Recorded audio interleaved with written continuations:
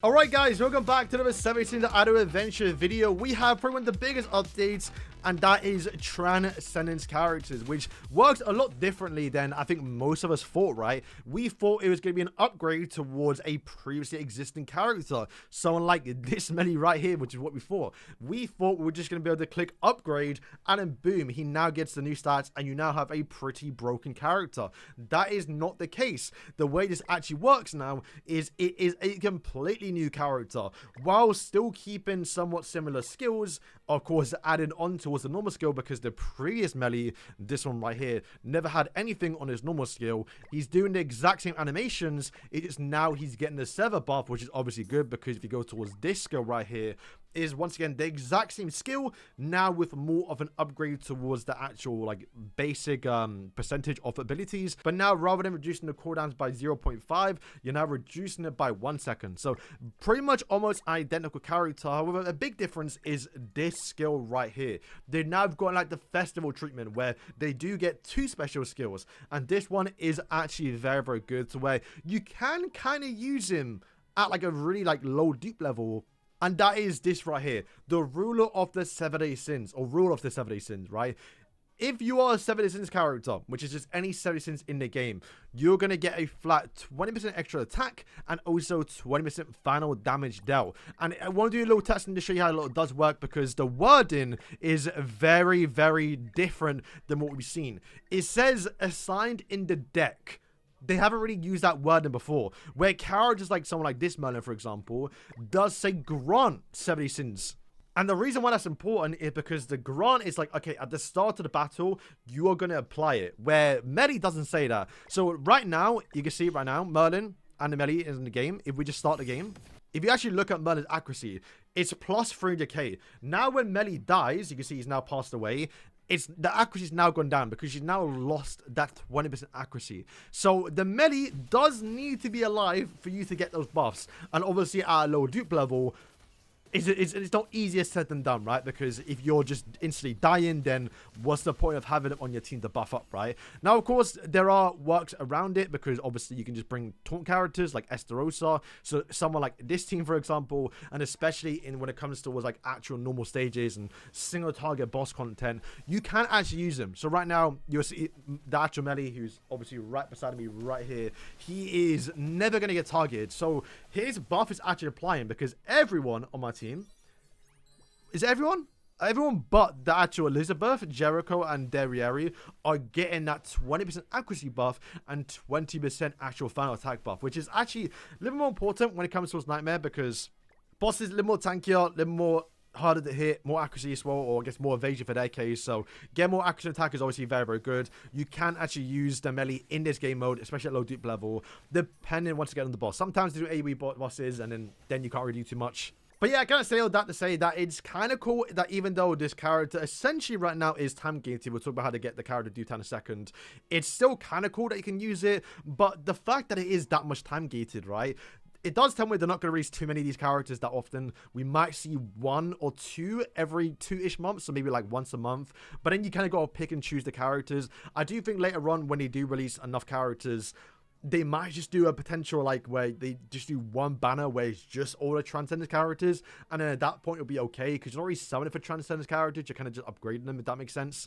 But yeah, what's going to the difference of how I said it, they've now changed the typing of the character, which is obviously very important. I'd say more so for this Meli a little bit. I mean, you can kind of imagine later on when we do get like this Transcendence towards Escanor, he's already type advantage, so like doesn't matter, at least towards his ultimate. But yeah, another thing too is you cannot actually right now at least use any of your actual, I guess, duplicates, your awakening token. So right now you can see we do have like 23 of these yellow actual tokens to use on towards yellow characters. You actually cannot use it on this Meli. So there's I think right now no way to pay to earn this character. I think everyone right now is in the same situation, and the way to earn these Melis is by doing your expeditions, and you can only do 2 a day. You do get given 2 per day. Obviously right now I think you can buy 3 in the actual PvP shop, but that's only once again 3 per week. I don't think, from looking in the shop, like the actual paid shop, right, that you can buy the actual expedition like currency So right now, granted, that was the case for obviously your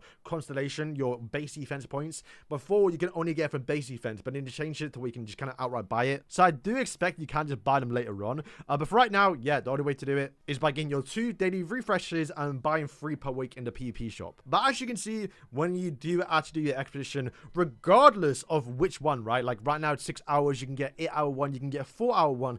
Doesn't matter. No matter what, whenever you do one expedition run, you are going to be getting 100. And you can see right now, this was like an 8-hour one. And then boom, we still only get 100. It doesn't really matter. So essentially, basically means if we refresh here, like I say on the hour one, you can only get 100. So you're maximum getting 200 per day, 1.4 per week. And if you add on the extra 3, you can then get 1.7 per week. So that means you can buy 17 copies essentially per week of the Meliodas, because 100, so one run, does equate towards one actual Transcendence character. Of course, only for the first 50. And at that point, it would then be a little bit of a slower pace because then you have to spend 150. So basically every second run, you're going to get 1.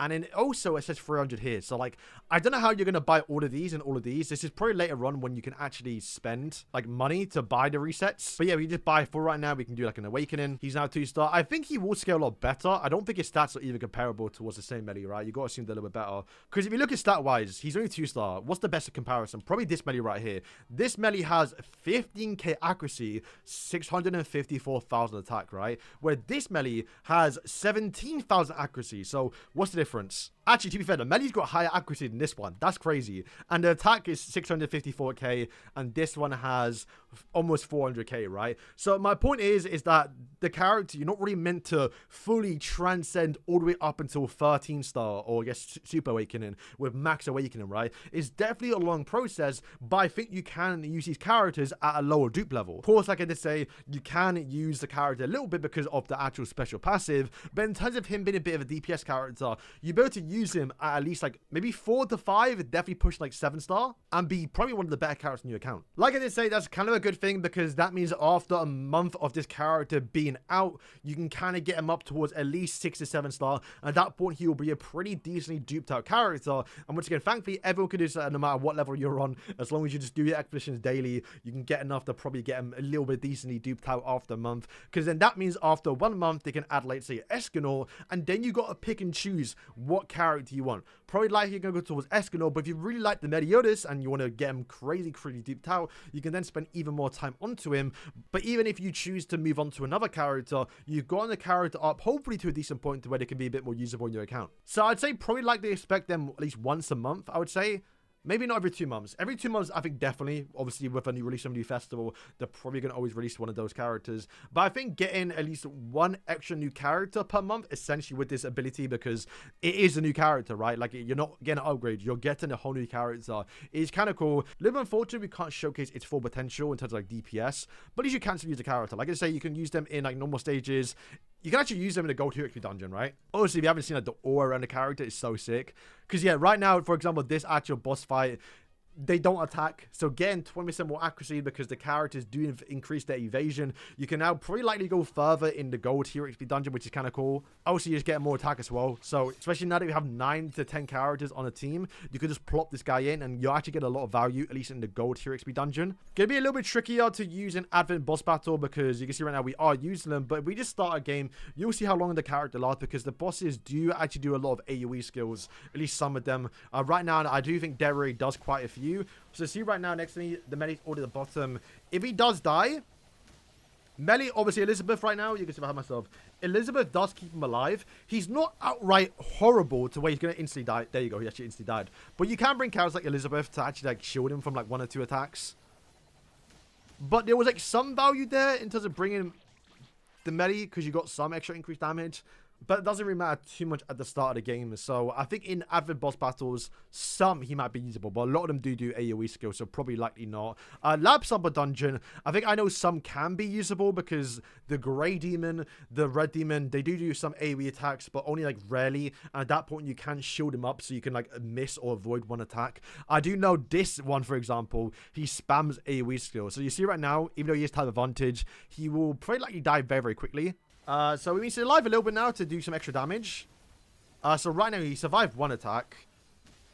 There you go, he died straight away. So at least 50% of the boss's HP was gone before he actually died. So there was some value in there, right? And obviously this is only right now at 2-star. Once he gets towards 5, 4-star even, he might be able to tank even more. Tower Trials, is he going to be usable in this? Let's see how much damage he does do. I mean, once again, just getting a few ults off early on with the 20% extra attack is kind of good, at least for Escanor and King. Once again, he just gives your team 20% more final attack, which is, to be fair, what the OG King did as well, right? However, the only difference was OG King had to use the ultimate, so he died there, but a lot of damage is already gone. Yeah, Lost Fane Transcendence Meliodas is kind of usable a little bit. I would say he probably need to do like OG King. OG King's tragic, and I believe he got nerfed too, by the way. I don't think you lot are there for it, but I think on the beta he was like one of the better DPS in the game, but then he nerfed his damage because it was doing too much. So yeah, guys, that is going to wrap up today's video. A little bit of review on how the Transcendence characters even work and how you want to go about doing it. We'll definitely be doing update videos as we get more Transcendence characters to see which ones you should be picking and who you should be building up in terms of characters.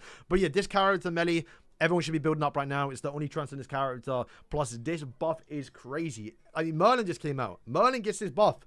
Berserk Money gets his buff. I think you can use, I think what they said, I'll probably put it on screen. Only one Transcendence character can be used per like one, like per team, like normal stages. I think Brawl and like your expedition teams, but you can put more in like later content. So I think that's kind of the reason why they are separate characters, because let's say you get Escanor, right?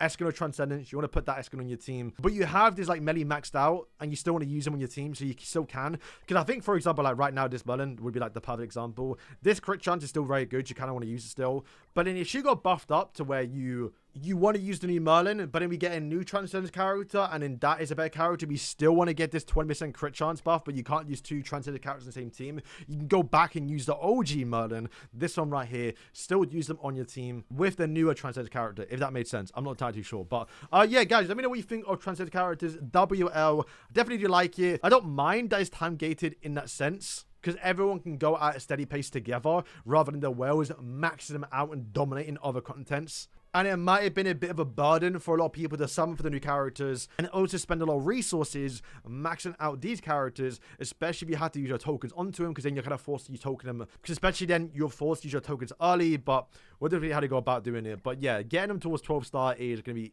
hard to do, but yo, when you get towards 12-star, having double or 2 extra potentials plus probably the crazy stat increase, these are gonna be top tier characters. So guys, thank you for watching, and yeah, peace.